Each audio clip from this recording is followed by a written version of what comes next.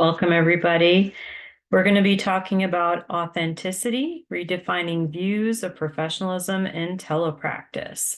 My name is Karin Koukeyan, and I am very excited to talk to you today about this topic, about professionalism in telepractice. This is certainly not meant to be prescriptive in any way. What we're going to talk about are some innovative ideas about professionalism and how it manifests itself through telepractice. And you're going to learn kind of how to explore these questions and find some answers for yourself in order to basically come out feeling like your authentic self through telepractice. So the goal of today's webinar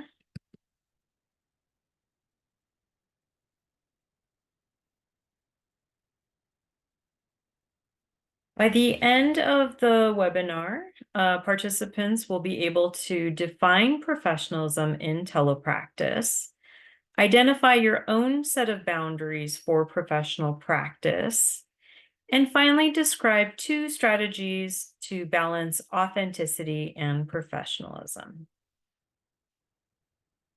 All right. So let's start off with the traditional definitions of professionalism.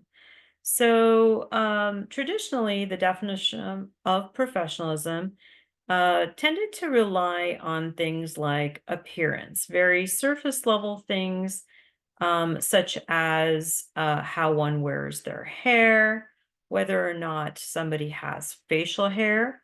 Also, dress tends to also be another one of those things that people would use as ways to measure professionalism.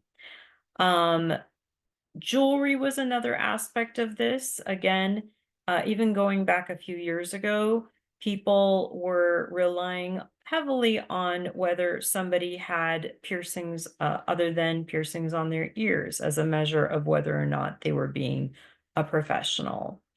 And so based on all of these, another way that people define or traditionally look at professionalism is traditionally through communication style. The word choices that people would use, whether or not they were using slang or what's referred to as standard American English. Are you showing emotion during your communication? Not to mention accent. I speak a lot about this topic, about accents, especially since it is something that is very close to my heart, having grown up as a first-generation immigrant, and accent bias is real. These are what people have traditionally, again, referred to as the definition of professionalism. And so now we're going to start off by understanding where these thoughts came from. So basically, we want to start off by understanding where these norms came from. And these traditional norms came from a very whiteness sort of philosophy. And so here's a direct quote from an article, and I have the reference right here. This is an excellent article that talks about the bias of professionalism.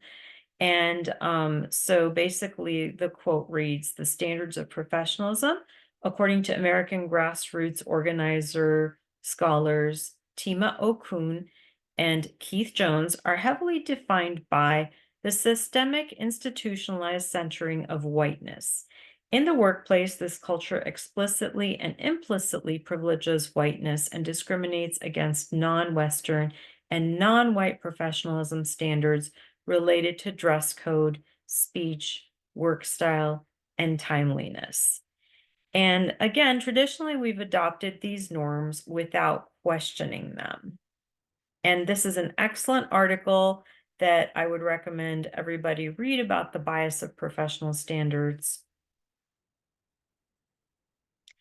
And we're kind of having to challenge those norms today, and we're going to go back to the drawing board and ask ourselves some questions so that we can think about this differently. All right, so some questions that we can ask ourselves are, how have you seen standards of professionalism play out in your workplace, whether or not it was an in-person environment or remote. And then how have you yourself contributed to these standards? And then what are some ways that you have seen others challenge professionalism standards at an organizational or individual level? So these are some good questions to get the conversation started. Now let's think about redefining professionalism. And a good way to do that would be to identify your own boundaries first. What do you consider yourself to be your own limits on different things? And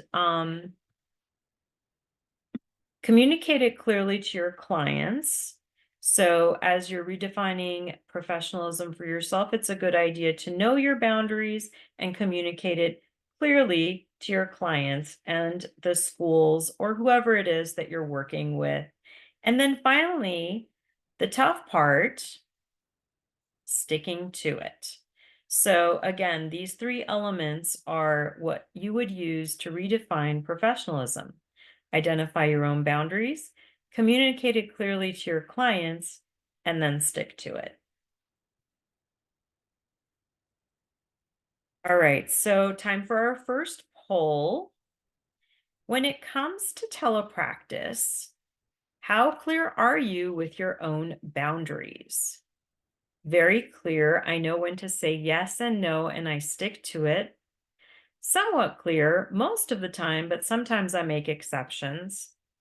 Not really. I often find myself in uncomfortable situations or I have no clue. So we'll take a moment and do our poll. All right. And as the results come in, I see that 32% said that they are very clear. They know when to say no or yes and stick to it. That's awesome. And then we've got about 68% of folks that are somewhat clear most of the time, but unclear with their boundaries. Some of the time they do make exceptions. And then it doesn't look like we have anybody who is unclear about their boundaries or has no clue. So that's great. All right, so moving on to our next area. All right, so additional considerations in telepractice. If you provide services through telepractice without considering the technological aspects of this modality, you may come across as being less professional. But if you really know what you're doing technologically, you're going to come across as much more professional and confident than if you're fumbling through things. So, for example, the first thing you'd want to look at are the topics that we've covered here at Parallel, which include visual presentation. And so Dr. Jordan Wright here at Parallel has written some white papers on this topic.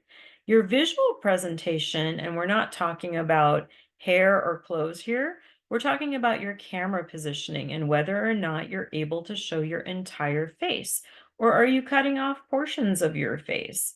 Again, it should be a no-brainer, but some people don't realize that they need to have good lighting for telepractice. And so lighting is a big part of that visual presentation in telepractice. So next we have auditory presentation. And so auditory presentation covers the gamut from both having technology that runs smoothly so that the presentation is without any audio glitches, everything is clear, and hopefully no echoes. And then hopefully distraction free as well, so that there is not a whole lot of noises happening in the background. Now, if something happens, the phone rings, the doorbell rings, that is not going to be a complete deal breaker. And we'll have to talk about that a little bit later on how you could navigate an unexpected situation like that. But hopefully, typically you'd be dedicating this time to working in telepractice. So you want to make sure that your audio environment is distraction free. And then, of course, another element would be privacy. So if there's a lot of noise in the background, it may indicate that this is not a completely private environment. And so that could be concerning too. So you want to make sure that you're presenting a private environment for your clients. All right, so next we've got background. And so backgrounds, the recommendations on those are that that you're showing, if you are showing your background, and I know I've got a virtual background here um, as I'm presenting, but if you do have your background showing, that it should essentially be clutter-free. And the literature says that you should lean on the side of minimalism. There's always exceptions to that. I know I have colleagues that have bookshelves in the background, that they also may have some fancy cameras that will go up and down. And so they're able to raise the camera and talk about what's on the top shelf. And so they incorporate that as part of their therapy session, and that's perfectly fine. And then there's even the opposite information in the literature that shows that if you have a completely bare background that's completely stark, that might sometimes be distracting as well. And of course, when it comes to those virtual backgrounds, again, there's not one clear-cut set of rules that it has to be one way or the other. That what you should do is just choose them carefully in consideration of what you're doing. So again, here at Parallel, we do use virtual backgrounds, especially for our webinars. But again, if you are going to use a virtual background, be cautious. Sometimes the blur effect or the virtual backgrounds with animation might cut off certain body parts, or the individual might look like they're blending in with the background. So those are things that you want to be aware of. However, if you're using a virtual background for therapy, let's say you're using a green screen, it may be perfectly appropriate to use that. And so go into these sessions purposefully, mindfully, knowing your situation. All right. We should also be aware of some verbal behaviors as we're doing telepractice. And so you need to basically, if you're going into these sessions, you need to show empathy, and you really have to make sure that it's coming across through the computer. And so active listening, we talk about this a lot. So asking questions and then really listening and showing genuine interest, genuine concern, being present and really listening to those answers. Also, the tone of your voice. So tone does convey a lot of emotion, and sometimes we might be unaware of how we sound. And so sometimes we might be having a bad day, and sometimes we might be tired. And so it all depends, and it all comes through in the tone of our voice. And we want to just have some awareness of that. And on days that we might be a little tired or not feeling our best, maybe being aware of that, and either being honest with yourself, or adjusting if you need to adjust or modify in the moment. Also, you should be aware that the tone of voice sometimes can be the basis of miscommunications. So again, having this awareness will hopefully help reduce those miscommunications. And so word choice, now this has come up a few times already. So what we need to make sure is that we are choosing our words carefully based on the context. And so things like casual language or slang might be okay during certain times, but other times you may want to choose a little bit more formal language, and that might be okay in those situations, and more appropriate. And so you want to think about whether you're working with a student or a facilitator. You might want to think about how old the student is. If it's a younger student, maybe casual language or slang or jargon wouldn't be a good idea. But maybe if they're an older student, maybe they're in high school or middle school, perhaps, that might be something that you may want to use in therapy to build rapport with them. If you're working on something like figurative language or humor, it may make sense to do that. And then, of course, you want to make sure that you're very clearly expressing understanding and concern of their situation. Now, the other side of communication is nonverbal communication and behaviors, and eye contact is a big part of it. And so, looking at the camera like I am doing now makes a big difference. Avoiding looking at the video images of the individuals when you're looking at the screen. And so this is one of the areas that I have to constantly like remind myself and to make sure that I am looking up because it does make a big difference. And so we do have some white papers on that as well here at Parallel, written by Dr. Jordan Wright regarding eye contact. And so even though there is a tendency to look at the video image of the person, we need to be mindful about looking at the camera.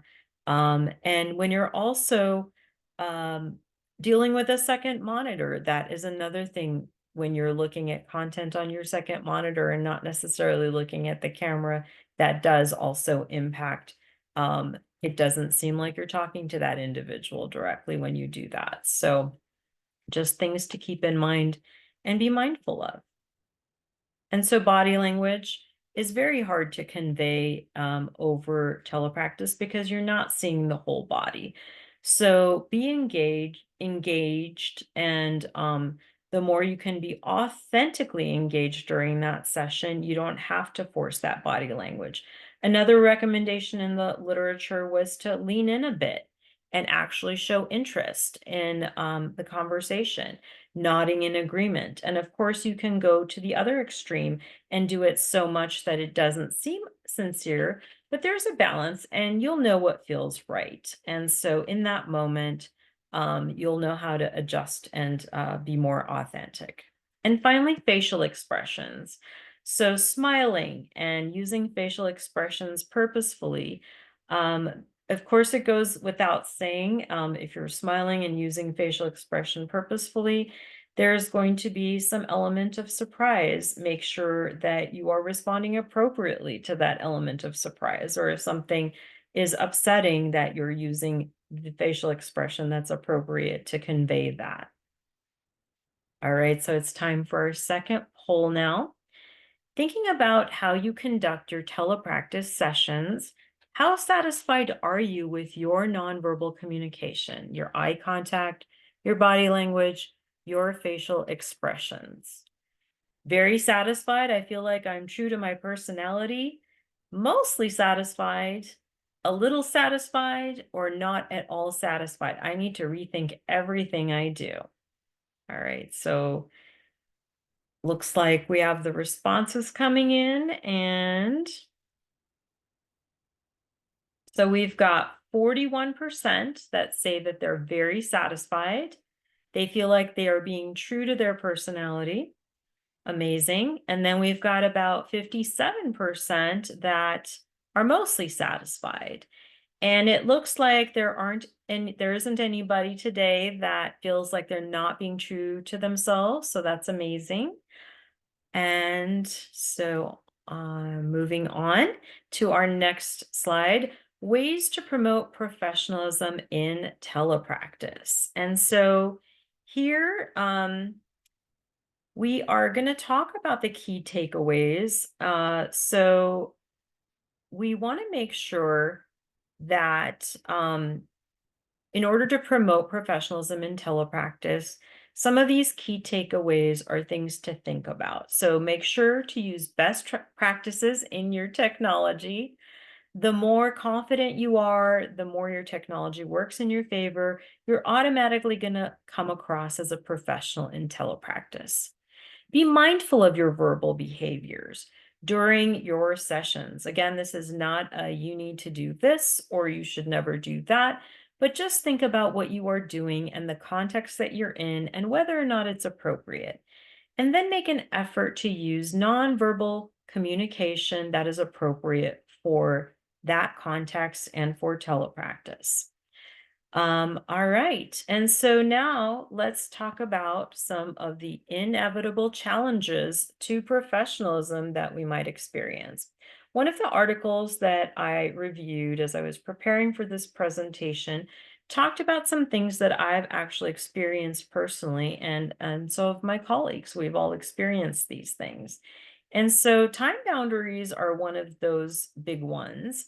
Maybe not so much if you're working for a school, but definitely if you're working for a clinic doing telepractice, because you might be seeing these clients in the afternoons after school or in the evenings or even on the weekends. And this starts to push those boundaries in general. And those time boundaries are basically going to be pushed. And so there is this tendency because of a remote atmosphere to feel like you can reach out to that person outside of those typical office hours. And in doing so, then there's a tendency to make yourself available 24/7. And that's something that definitely presents a challenge. There's even some literature that supports the effectiveness that supporting or doing coaching in this real time manner might indeed help improve clients' behaviors and goals faster.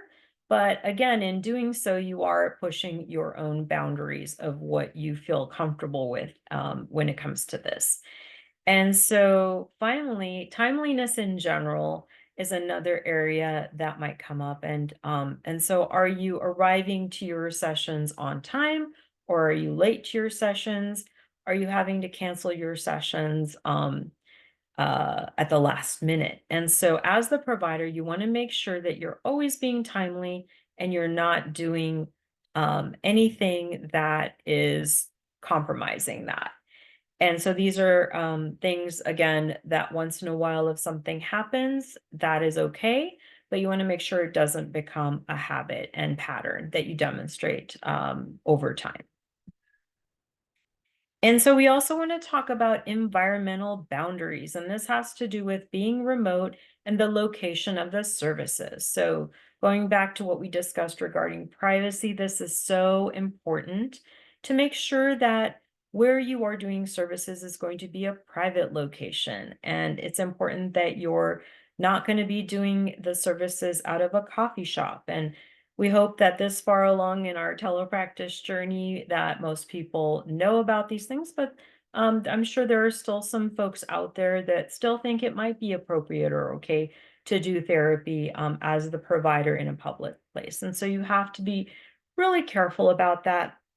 And also, if you're doing it in a home office, you want to also be aware of who else is in the home with you, your family members. Just be sure that there is privacy for the clients with whom you're providing services. So, who's participating in these therapy sessions on both ends, for that matter? It's a good idea, and the literature says that it's a good idea to inform your clients about this on both sides. And also to make sure that you make modifications if appropriate before your session starts. Pets are another one that come up and they can go both ways.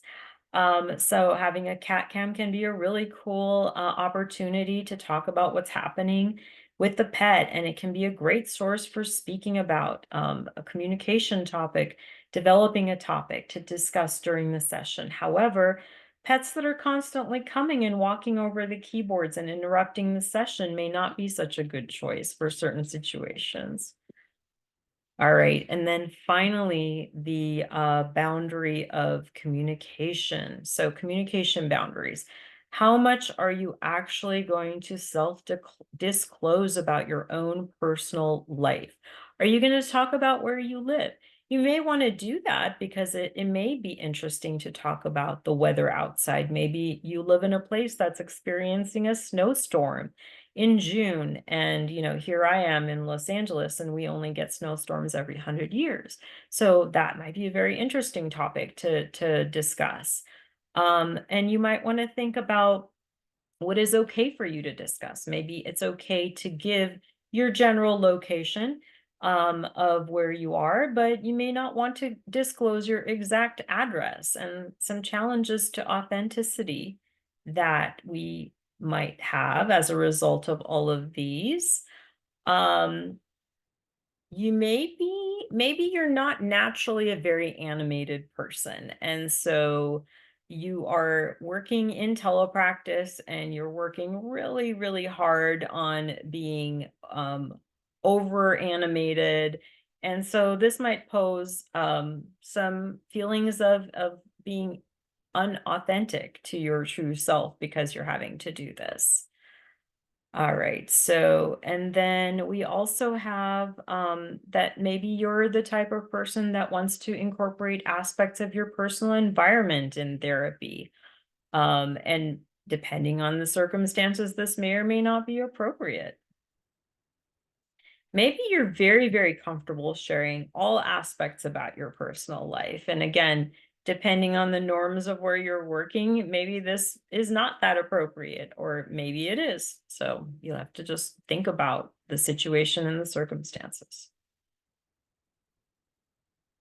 All right, so now let's talk about ways that you can balance authenticity and professionalism. All right, so basically, what you would want to do, some things to think about. You want to start off by understanding the norms and boundaries of the organizational system for which you work. And then ask yourself, are they more conservative or are they more relaxed than your own? And typically, if it's a school system, it will be more conservative, or it will err on the side of conservatism. And so, what you would want to do is, when defining these boundaries, you want to always err on the side of being more conservative. And by doing so, then you're going to be able to basically balance authenticity and professionalism. And now, as an added bonus, you may want to, once you define these boundaries, start taking some authentic risks to improve client engagement. And this is very case by case, and you want to approach this with caution. And you may be able to do that, for example, by using humor and using more of a casual language style to build rapport with your students. All right, time for our third poll. How nervous does the idea of balancing authenticity and professionalism make you feel? Not at all. This makes total sense to me. A little nervous, quite nervous, terrified. This is super overwhelming. So let's take a moment and see what people have to say. All right. And so it looks like we have a pretty even split. Some say 80% say not at all. It makes perfect sense to me.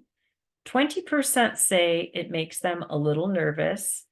And so it doesn't look like anyone is quite nervous or terrified.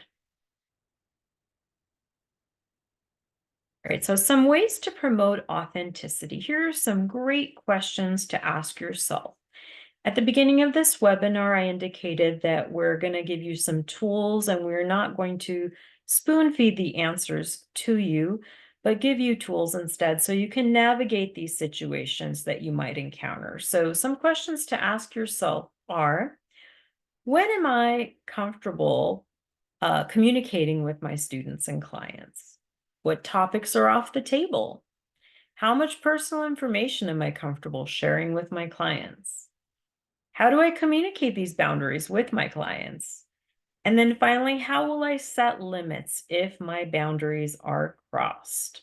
So these are all really good questions that are going to have different answers for each of us because we are all individuals.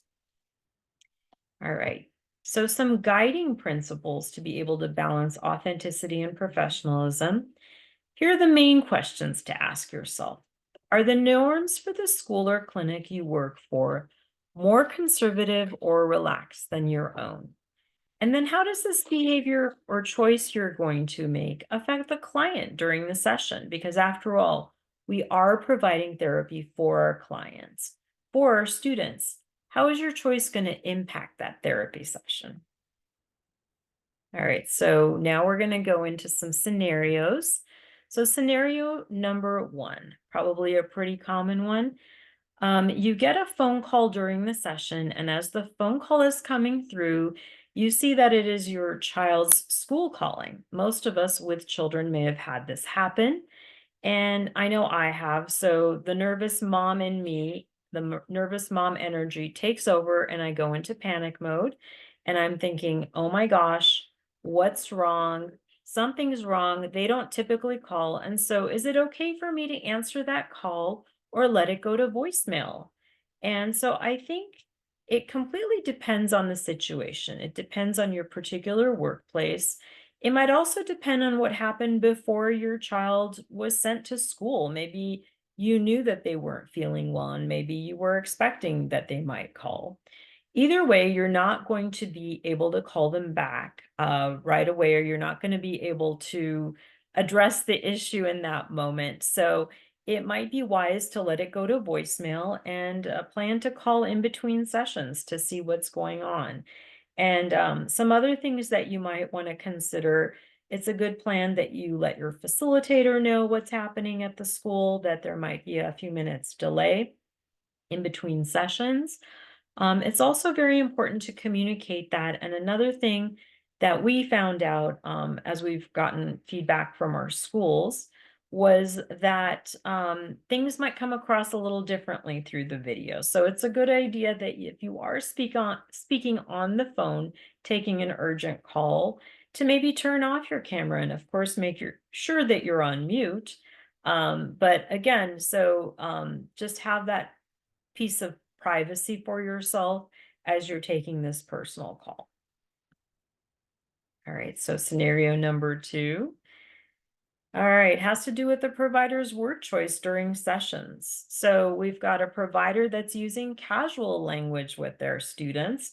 Maybe they're using slang that the students use to be the cool teacher, or the cool therapist. The students think it's funny. Is this okay? I would say again, it depends on the situation. And if you're doing this as part of the goals that you're working on, maybe you're working on humor and figurative language. You want to make sure that you're doing this with older students. If the student is maybe in kindergarten, it might not be as appropriate. And maybe also if the student has certain challenges and they're not able to process this very well, it might have the opposite effect. So it all depends, again, on circumstances, on environment, and the situation, but this could potentially be a good way to build rapport with your students and increase engagement. All right, scenario number three. So we've got a provider that's having some issues with time boundaries, and it seems that this provider is logging on 5 minutes late for every session. And it seems that she starts her day off late and it just kind of perpetuates. It goes from there. And so, and it happens quite frequently and often, but they are offering to make up sessions. And so in their mind, they've made up every single minute that they were late. And so it should be okay, correct? Or is it? So I would say no. So no, for a few reasons. One, again, we're working off of the constraints of a very strict school system. Bell schedules are rigid, and so that is, one reason why you would not want to have um, a habit of being late to sessions. All right. Now, last scenario, we've got a provider that has audio and video issues. And so the provider's camera positioning is cutting off her chin. And also there's a persistent echo. And there's a dog that barks during these sessions. And this provider tends to leave the session pretty regularly to go address the issue. But she apologizes, comes back, and basically, would you consider this professional behavior? Probably not. And so the questions you're going to be asking yourself, again, how is this affecting my client? It's impacting the session, right? It's interrupting the session. And also, would this be okay according to the norms of my workplace? If I work for a school system, Probably not. These types of interruptions would not be acceptable. We're in telepractice, and already they might be thinking, she's not really seriously working if she's working from home. So you don't want to add more issues to cause any additional negative thoughts. All right. So thank you so much for having me speak today on this topic of professionalism in telepractice. If you have any questions, please reach out to me at my parallel learning email address, and you can also find me on LinkedIn. Thank you again.